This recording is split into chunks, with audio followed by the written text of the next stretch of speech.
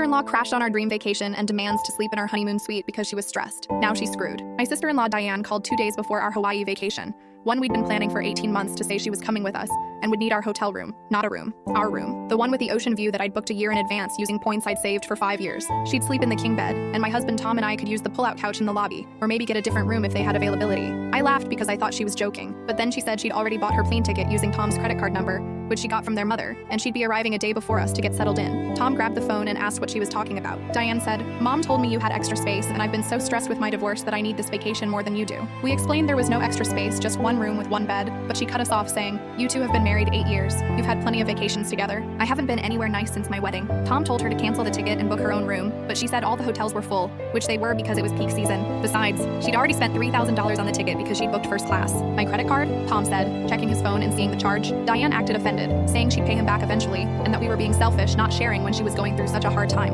2 days later, we landed in Hawaii and found Diane already at the hotel, arguing with the front desk because they wouldn't give her our room key without ID matching the reservation. She saw us and ran over, dragging 2 huge suitcases and 3 carry-ons like she was moving in permanently. "Where have you been? I've been waiting for hours, and these people won't help me," she said, glaring at the staff. Tom walked to the desk and specifically told them not to give her any keys under any circumstances. Diane started crying, saying we were being cruel to someone who just needed family support. The manager offered to check if they had any available rooms, but as Diane had said, everything was booked solid. She followed us to our room anyway, and when Tom opened the door, she tried to push past him with her luggage, but he blocked her. "This is ridiculous. Let me in. I'm exhausted from my flight," she said, but Tom held firm and told her she needed to find somewhere else to stay. She sat in the hallway outside our room for 3 hours, knocking every few minutes and telling passing guests that we'd locked out a family member. Security finally came and asked her to leave the property since she wasn't a registered guest. That's when Diane played her last card, pulling out her phone and calling their mother on speakerphone. Mom immediately started yelling at Tom about how he needs to take care of his sister and how he could leave her homeless in Hawaii. Tom grabbed my phone and showed his mom the charge on his credit card, explaining that Diane had stolen his information to buy a first-class ticket without asking.